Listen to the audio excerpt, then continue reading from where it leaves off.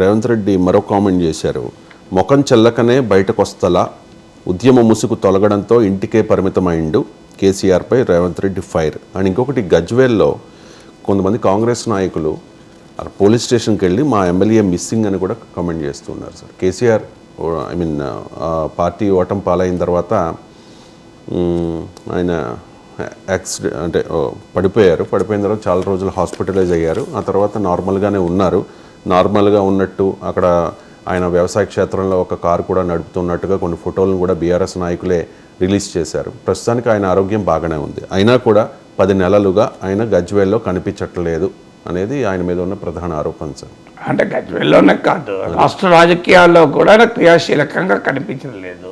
అంటే రాజకీయాల నుంచి విరమించుకున్నానని కాదు, తన అవసరం ఇప్పుడు లేదు, సమయానికి వస్తానని అనుకోవచ్చు. ఇక్కడ ఇప్పుడు ఆల్రెడీ కేటీఆర్, హరీష్ రావు పూర్తి స్థాయిలో బాధ్యతలు తీసుకొని పనిచేస్తున్నారు.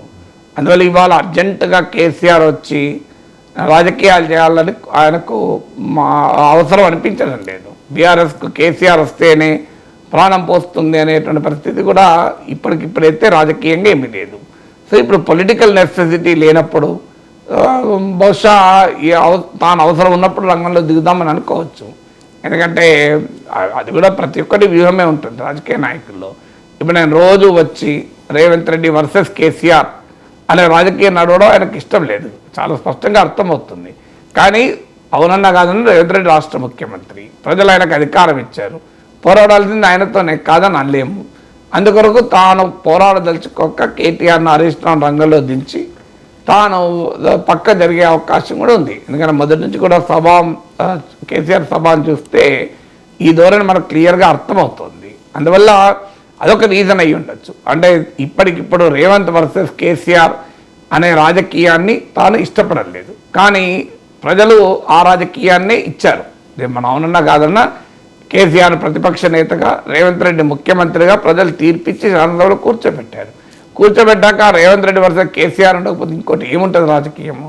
కానీ అది కేసీఆర్కి ఇష్టం ఉన్నట్లేదు. ఆ నరేటివ్, ఆ రాజకీయం, ఆ పొలిటికల్ బ్యానరీ ఆయనకు ఆసక్తి ఉన్నట్లేదు. ఇక రెండవది, ఇప్పటికిప్పుడు తాను రాజకీయాల్లో దిగి అర్జెంటుగా బీఆర్ఎస్కు మళ్ళీ ప్రాణప్రతిష్ఠ చేసే అవసరం కానీ సందర్భం కానీ ఇప్పుడు లేదు. ఎప్పుడే ఎన్నికలు లేవు, బై ఎలక్షన్స్ లేవు, ఏ యాక్టివిటీ లేదు కదా. ఈవెన్ లోకల్ బాడీస్ ఎలక్షన్స్ కూడా లేవు. ఇప్పుడున్న యాక్టివిటీ ఏమున్నది ఇప్పుడు? సో అందువల్ల ఎవరైనా మ్యాచ్ ఉన్నప్పుడు ప్రాక్టీస్ చేస్తాం కదా, మ్యాచ్ లేకపోతే ప్రాక్టీస్ ఏం అవసరం ఉంది? మళ్ళీ మ్యాచ్ ఉన్నప్పుడు ప్రాక్టీస్ చేద్దాం అనుకోవచ్చు. ఈలోగా కేటీఆర్, హరీష్ రావు రుణమాఫీ మీద మాట్లాడటానికి, మూసీ పైన మాట్లాడటానికి, ఇతర అంశాలపైన మాట్లాడడానికి వాళ్ళు ఉన్నారు కదా. ఏదన్నా మేజర్ ఎలక్షన్, బై ఎలక్షను ఏదైనా వచ్చి అప్పుడు కూడా కేసీఆర్ బయటికి రాకపోతే మీరు మన అన్న ప్రశ్నలు ముందుకు వస్తాయి.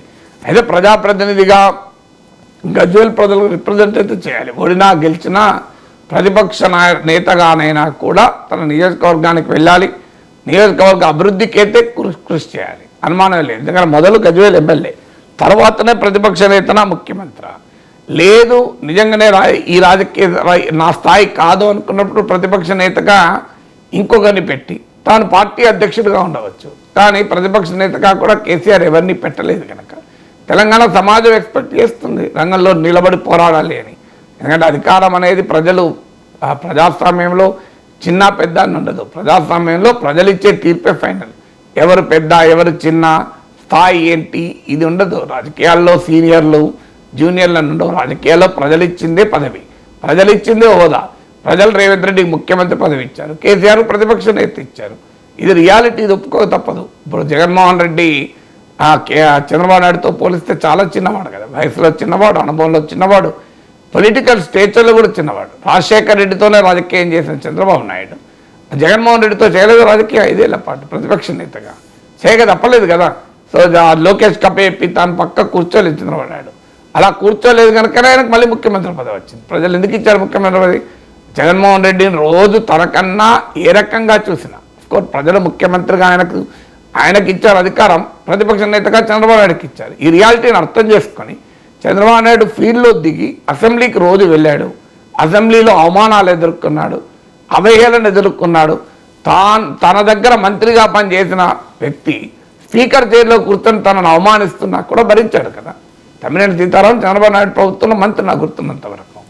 అలాంటిది చంద్రబాబు నాయుడు అది కూడా భరించాడు కదా. Yes, sir. కొడాలి నానిని భరించాడు, రోజాను భరించాడు, వల్లభనేని వంశీని భరించాడు, ఇలా అందరిని భరించాడు కదా. ఎందుకు భరించాడు మరి?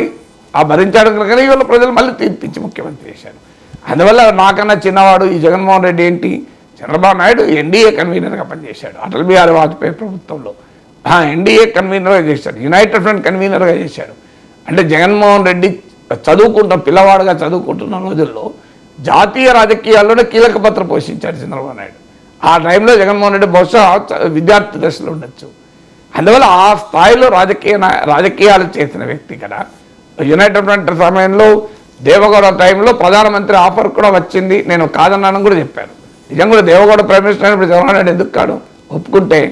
సో అలాంటి పొలిటికల్ అంటే మీకు ఇప్పుడు 25 years క్రితం మీకు దేశంలో ప్రభుత్వాన్ని ఏర్పాటు చేయడంలో ఎన్డీఏ కన్వీనర్గా వాజ్పేయి ప్రభుత్వానికి కీలక పాత్ర.